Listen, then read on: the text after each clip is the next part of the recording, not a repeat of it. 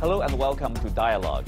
China-EU relations were marked by some ups and downs last year, such as a stalled China-EU investment agreement, tit-for-tat sanctions, and the WTO cases launched by the EU against China over issues from the Lithuania dispute to tech transfer claims. But at the same time, trade between the two sides remained robust. What are the future prospects for China-EU cooperation? What challenges are both sides facing? And most importantly, how can both sides work through these challenges?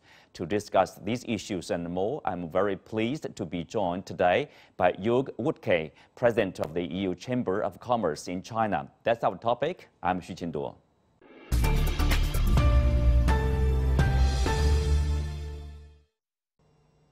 Hello, Mr. Wuttke. Thank you for joining us. We'll start with a look of, at China's economy. You have been in China for many years. You are the China expert, in particular on China economy, the market. Last year, China's GDP grew by more than 8%, beating most expectations and, of course, China's own target of above 6% economic growth. So what do you make of China's economic prospects this year?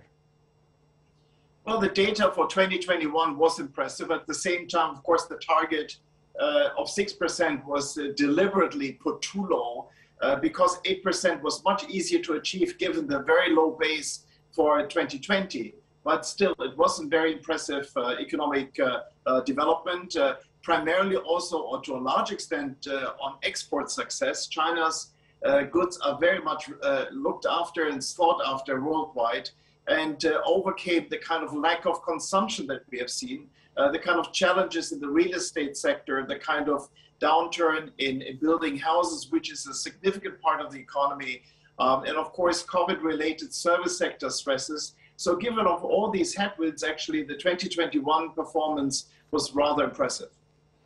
What about the year 2022? Obviously, people are talking about there are some, headwinds and also the geopolitical uncertainty that will be probably also some potential challenges. Well, first of all, to put it in a context, we believe that China will be about 20-25% of global growth over the next 10 years. That is actually much easier to predict than actually next quarter or next year. Because you can see the base pattern where the Chinese economy develops along the same lines, GDP per capita, as Korea or Japan, for example. So there's still long growth in there. In my own business in chemicals, we believe that China will be 60% for global growth in the next 10 years. So when you ask me about 2022, the base load is there. Of course, it really matters if the real estate sector is stabilized. It really matters if COVID doesn't creep back. The black swan, of course, is Omicron. Will it stay as it is, a little bit here, a little bit there, or actually will China fall into the same pattern like Hong Kong? And that, of course, would have huge implications for the Chinese economy. But overall, one thing is for sure, exports will be much, much lower because China produced for the world what the world needed in a lockdown situation, and the world is coming out of lockdown, finding more normal business opportunities. So China really has to stimulate the domestic consumption. Well, to put things into perspective, what does the Chinese economic recovery, or probably some openness out of this COVID-19 situation, even partially, but that would be different from last year, say, what does that mean to the European economies? Well, I mean, China has been the locomotive, I would say, since May, June 2020. So it's hard to expect more from China as it was doing over the last 18, 20 months. As a matter of fact, now the world has to come back and China has to stabilize. And again, China faces, I think, a bigger Omicron challenge than other countries that had very high cases of COVID and a different kind of vaccine. Europe, of course, is very interested that China grows fast and stable, but also China actually, to a large extent, relies on the European market. You said that we are big trading partners, completely right. But as a matter of fact, the exports from China into Europe grew by about 30-40% in the second half of last year, whereas the imports from Europe into China were very, very low at 1 or even 0.2% minus. So as a matter of fact, China sells way more than 2 times of what Europe is selling into the Chinese economy. In a funny twist, China is more dependent on the European market well-being than we are at this stage on the Chinese. But nevertheless, we are big investors, which does not show in the trade figures. And there, of course, car, chemicals, and others actually really bank on China's growth potential. Mm-hmm. You know, your EU Chamber of Commerce, this organization is a large organization. You have a lot of members, firms under this umbrella group here. How about their performance in the China market? Yeah, we have done a business confidence survey last year. We launched it in June, and you can imagine that given the kind of strong growth, strong exports, strong recovery of the Chinese economy, most of our members were actually quite happy. Now we just launched our new survey, which will be coming out in June of this year. But I can tell you that in particular in manufacturing, it has been extremely well, with a notable exception maybe in the car industry, which was not suffering from a slow-going Chinese market, but of a shortage of chips. Different, of course, is the service sector. I mean, tourism is down. There's no people coming from Europe right now. So the airlines suffer significantly. It's a very diverse story, but overall, I think our members have clearly indicated the confidence is high, and hence also the willingness to invest more is pretty high as well. Yeah, can we also say that's basically indicates also pointed to the future, the prospect of your firm's presence in China? Of course. I mean, again, it's actually quite easy to look into the potential of the Chinese economy, because China over the last 40 years had a very similar GDP per capita, PPP terms, development trade like the economies of Taiwan, Korea, and Japan. So actually you could project how is that going to go. Of course, there will be scenarios, you know, China opens up, China will be muddling through as before, or China will go into self-reliance. That's the lowest growth thing that we see. But whatever it is, I think it's very clear there is no second China anywhere in the world. So the place to be here at this stage definitely is primarily the East Coast from China. Mm-hmm. Well, of course, if you look at the situation globally, we see that, of course, there's global economic recovery. There are facing some challenges, you know, the pandemic. Of course, we are at the end of the pandemic or at the beginning of the end of the pandemic. Also, there are supply disruptions, supply chain disruption, you know, spiking inflation, inequality, and plus geopolitical uncertainty. So how can we best handle these challenges and get back to focusing on cooperation between China and Europe? Well, China had an incredible run over the last 24 months with 0 cases, virtually 0 cases, whereas the world was going into overdrive in many, many COVID cases. My own country, Germany, yesterday had 200,000, but at the same time, that's very, very different when you look into the initial phase or the kind of challenges China now might face. China has a zero tolerance policy. Again, the population has absolutely very little of herd immunity. And that's where actually the black swan effect comes in. Can we project China to continue the success story of 0 cases? We hope so, of course, but it might be unlikely. And that's why we are approaching Chinese leaders to say, you know, do something on vaccine. The vaccine as the booster has to be mRNA or better. China is now about to develop its own mRNA. Hope it's going to be, efficacy will be high and coming up. The big unknown for 2022 for us will be not Omicron or not COVID in the global economies. I think that ship has partly sailed, but what is China going to do in order to fight the transition, in order to reconnect with the world, also in physical terms, in meetings and opening the borders and so forth? Mm-hmm. Well, you know, if you focus a little bit on this geopolitical uncertainty, we have this ongoing, you know, China-U.S. So-called competition, and then you have this Ukrainian crisis. So how is Europe weathering these political challenges? Well, I mean, it's really tough on everyone. The U.S.-China decoupling, the kind of trade war that Donald Trump initiated, has been topic of a study that we did exactly a year ago, outlining the dangers and how European companies should be aware of it. Again, we are very often willing to sell into China, but we are subject to sanctions out of the US. And if we don't sell into China, we might be subject to sanctions from China. So very often we find ourselves between a rock and a hard place. We don't like sanctions, surely not, neither direction. But it's going to be bigger uncertainty, and of course the kind of technology challenges that we face. China wants primarily Chinese technologies. The US insists on China-free technologies, causes our multinationals to actually look into the unthinkable of decoupling their local organization that is very successful from the global operation in order to stay clean of the regulatory environment in the US. So it is really challenging. Ukraine, of course, the invasion today, which is a shocker, and it's very personal for me. My wife is Russian and my daughter-in-law is Ukrainian, is of course throwing up all kinds of questions, and China pays the price for it because, of course, this crisis has caused oil prices to go above $100 a barrel.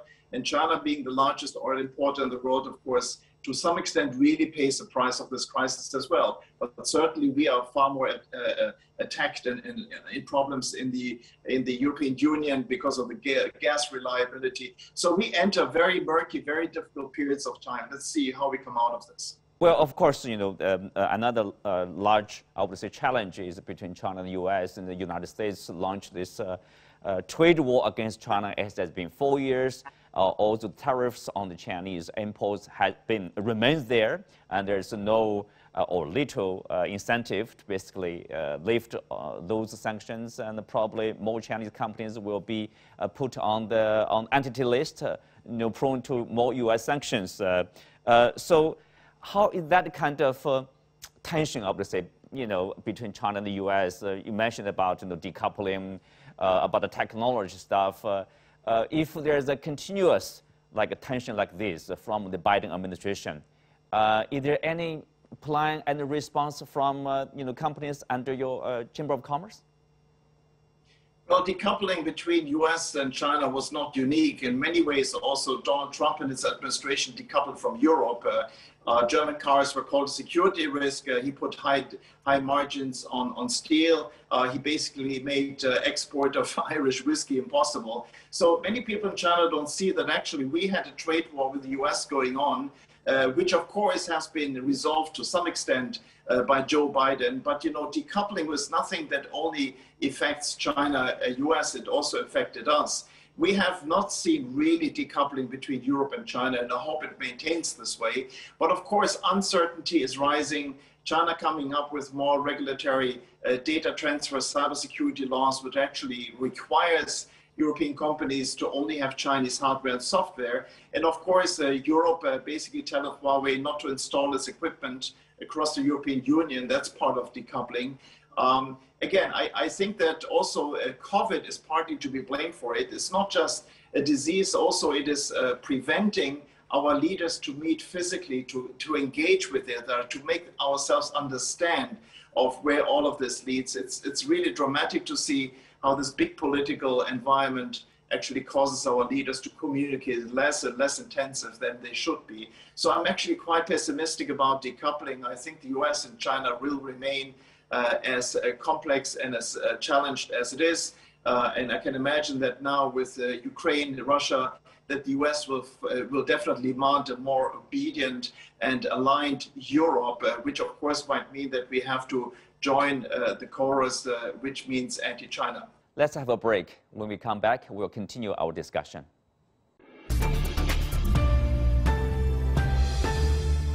You mentioned about the Huawei, you mentioned about this geopolitical, basically, in the U.S. influence over European countries. You know, not long ago, I think there's a British official, a former official, either from the foreign trade or foreign affairs official, he talked about, we found no problem about the Huawei. It's the U.S., Washington pressured the U.K. to give up on Huawei. Probably similar situation on other European countries. But to what extent, you know, European countries will follow the U.S.? You know, is there any, say, the fairness or justice? Shall we follow? You know, the Western countries often talk about the rules-based international order. What are the rules? Well, you have to keep in mind that the US has been liberating Europe from Nazi Germany, has been protecting Europe against the Soviet Union. So there are very deep emotional and intellectual ties between the two continents. And yes, we have lots of rifts and arguments the whole time, but as a matter of fact, we believe in the same system, even as it's challenged by Donald Trump and the likes, which we don't appreciate, of course. But as a matter of fact, yes, there's a perception in China that Europe always dances to the fiddle of the White House, which I think is generally wrong. I mean, we had the investment agreement concluded by Chancellor Merkel against serious pressure from the US not to do this. The same, the agreement 2020, geographic indicators, names like Fujian tea or the Irish whiskey was done against ferocious opposition from the White House. So as a matter of fact, Europe has proven that actually it can stand on its own and can actually reach out to China despite American intervention. But at the same time, of course, it also depends on how China's image is in the European Union. How much do our public opinion basically tell our politicians, you know, get closer to China and stay close to the United States? And that's the problem. China's public opinion, public perception in Europe has been eroding dramatically, and that doesn't make it easier for our leaders to find the political space to actually engage more with China. Mm-hmm. Well, speak of that, of course, because of the COVID, you know, there's a lack of, you know, in-person meetings, in-person communications, for example. Hopefully, with the end of COVID, there are more Chinese tourists in Germany, in European countries, and also more Chinese firms probably looking for opportunities, investment opportunities, or trade opportunities in the European markets. Any suggestions for them? Well, first of all, let me point out that Chinese companies are far more successful in exporting than we are from Europe. China's companies are selling on average, I think, 1.1 to 1.2 billion euro into the European Union per day, whereas Europe is around 500 million. So China is more than twice as successful in selling. So you don't have to teach Chinese companies any export lessons. They definitely know it extremely well, and they definitely find the right taste buds of European consumers in electronics and furniture and so on and so on. Now, the challenge is, of course, more on the investment side. That's where Europeans are still much stronger going east and coming up with chemical plants, machinery, and cars. And Chinese have been very timid. There was a big bonanza 2016-17, which frankly to me looked unsustainable. The Hainan, the Anbang, the Wanda buying trophy projects. But there has been a lot of very solid investment going on at the same time. Chile Volvo is an incredible success story. CATL has now developed a battery assembly plant in eastern Germany. So I think it's more important to get away from this kind of phase trophy investment into the real thing. And you have the companies here and they get the experience in order to find their feet in Europe. So I would not be very pessimistic about it. And let me also point out that China learns the ropes. You know, they have been always complaining about the European Chamber being very vocal about problems in the Chinese market. You have an excellent Chinese Chamber of Commerce in Brussels doing exactly the same thing towards the European Commission. And it's wonderful because this way we actually pinpoint the issues without the political noise. It's just business wants to have more market access. So I must say a real success story, possibly underreported here, is the assembly of European Chinese companies in Europe. But with that being said, there's some real concern problem. You know, if you look at China-German relationship, there's a new coalition government in Berlin, and they labeled China for the first time as a systemic rival. Does that indicate any policy change on China? No, it does not. I mean, it rather shows an alignment with what the European Commission has been talking about since April 2019. Again, I don't see the rivalry as much as some sort of confrontation. I see it more, you know, capitalism versus communism. And again, we have also made it very clear in Europe that we are partners and we are competitors, and maybe we are ideological rivals, because we are. Over the period of time. I don't think that actually is something which should sort of dominate the story. Chancellor Scholz has been very, very carefully treading the China development. He has been very much in Merkel's alignment there. And again, it would be extremely important that our leaders physically meet to get a better understanding of where things are going. Mm-hmm. Well, 2022 marks the 50th anniversary of the diplomatic ties between China and Germany. It is time probably to review the past and look into the future. So what do you see in the future for the two economies, China and Germany? Well, 50 years ago, Nixon signed the agreement in Shanghai with China. It was leapfrogging, and then Germany recognized China. Japan did in 1972. I have, by the way, my own anniversary. I arrived 40 years ago by train from Germany into China. And of course, the ride has been very, very good. There has been hiccups. In other parts, there had been incredibly success story. In 2001, a session of WTO. So it shows that we don't have a linear development that you can extrapolate. But I think the last 50 years have told us that actually we can overcome challenges. We always find common ground. And the common ground that I see now we really have to focus on is climate change, decarbonization. The president has made it clear 2060 is the goal. Europe has the technology experience. China is the fitness club for us to do it. So as a matter of fact, there might be many squabbles, but we shouldn't lose the sight on the big topics, which is climate change. And there we can work together quite well. Mm-hmm. There will also soon be a summit between China and the EU. You know, one key item, I would say, on the agenda probably will be the CAI, or the Comprehensive Agreement of Investment. So how important is the agreement to both sides? You know, of course, we have some problems, some differences over the implementation or the approval of this agreement. And how can we overcome those differences? Well, it's first of all good that they meet. I think last year there was no summit. The last one was 2020.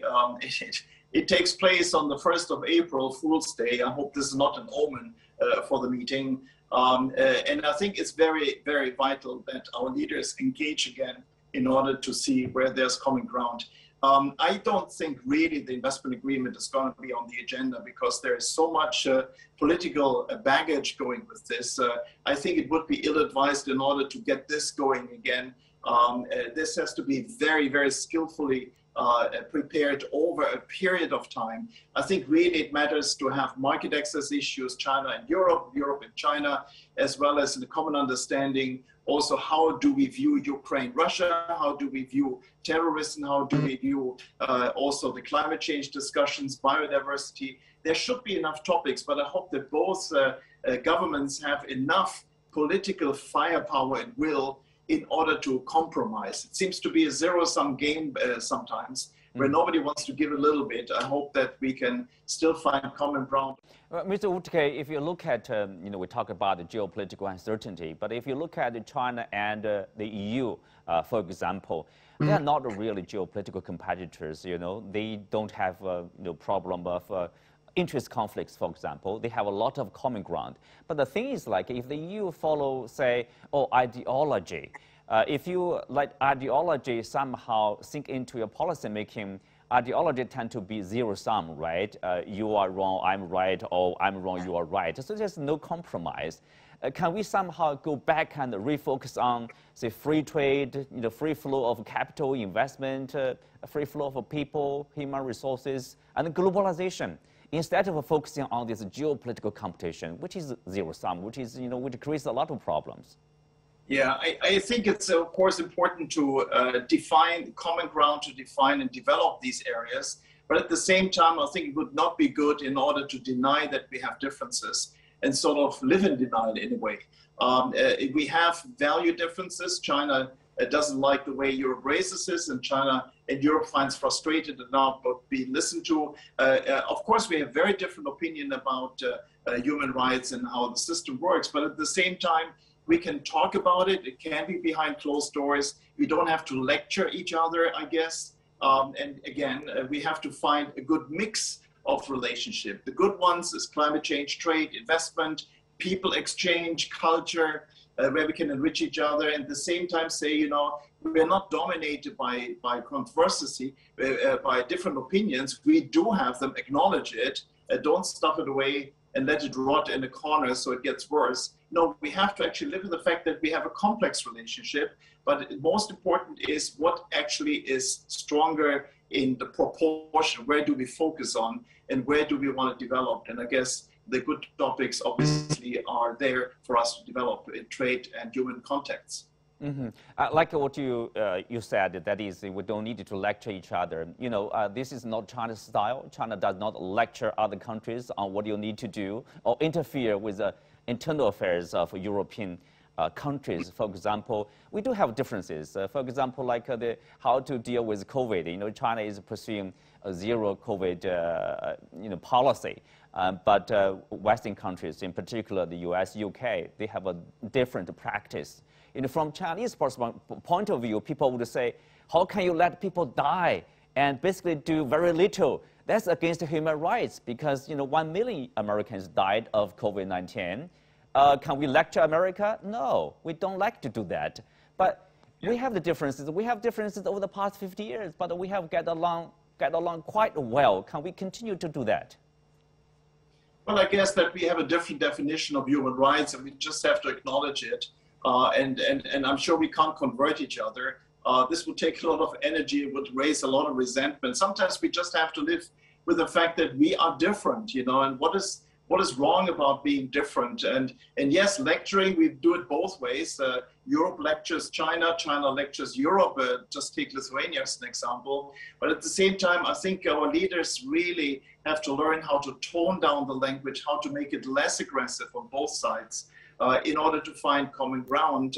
Again, the perception in China of Europe is eroding. I saw a survey from Global Times about the young population of China having a distinctively negative view on Europe. And if you do the same survey in Europe, you come back with a mirror image that people are more and more upset. That is really not good. We have to find ways and means, beside the big topics, to bring people together, make music, make food, write letters, engage with each other. That has been really, really cut by COVID, and it has been cut by ideological differences.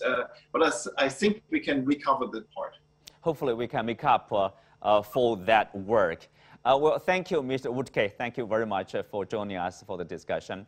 With that, we come to the end of today's show. Many thanks to Mr. Wuttke. You can also watch us on the CGTN app on YouTube. Thank you for being with us. I'm Xi Qingduo. See you next time.